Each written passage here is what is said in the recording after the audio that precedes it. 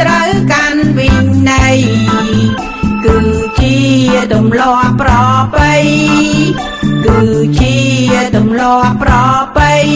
ត្រូវគ្មានក្មេងរាំងសាឲ្យជាប់ត្រូវគ្មានក្មេងរាំងសាឲ្យជាប់វិន័យយើងត្រូវគោរព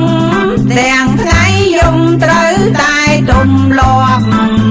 វិន័យជាសម្បត្តិទ្រាំវិន័យជាសម្បត្តិទ្រាំត្រូវកាន់ជាប់ទៅបានថ្លៃធ្នូ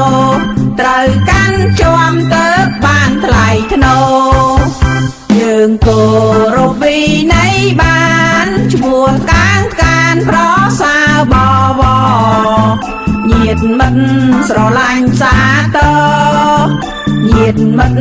ស្រឡាញ់សាទរសំជាកូនល្អគួរឲ្យស្រឡាញ់សំជាកូនល្អគួរឲ្យស្រឡាញ់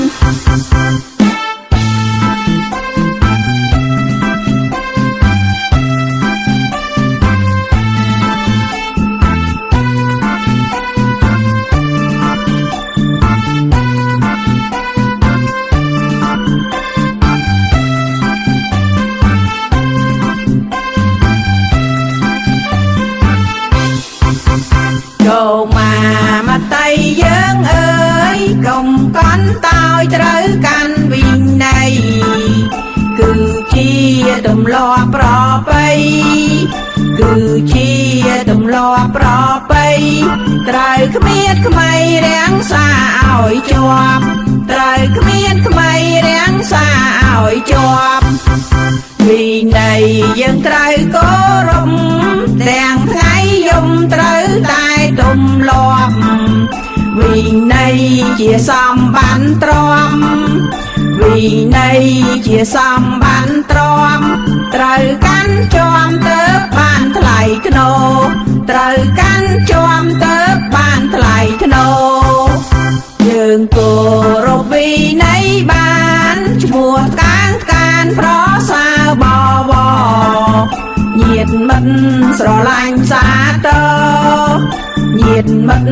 ស្រឡាញ់សាទរសំជាកូនល្អគួរឲ្យស្រឡាញ់សំជាកូនល្អគួរឲ្យស្រឡាញ់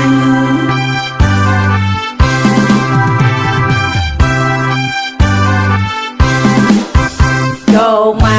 កតៃយើងអើយកុំកន់តោយត្រូវកាន់វិន័យគឺជាទម្លាប់ប្រពៃគឺជាទម្លាប់ប្រពៃត្រូវគ្មានក្មេងរាំងសាឲ្យជាប់ត្រូវគ្មានក្មេងរាំងសាឲ្យជាប់វិន័យយើងត្រូវគោរពទាំងថ្ងៃយំត្រូវតែទម្លាប់វិន័យជាសម្បត្តិទ្រាំ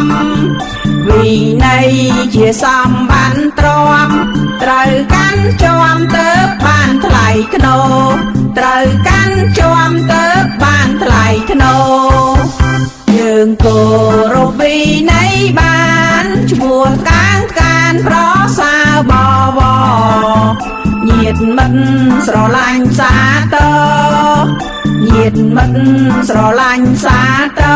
សំជាកូនល្អគួរឲ្យស្រឡាញ់សំជាកូនល្អគួរឲ្យស្រឡាញ់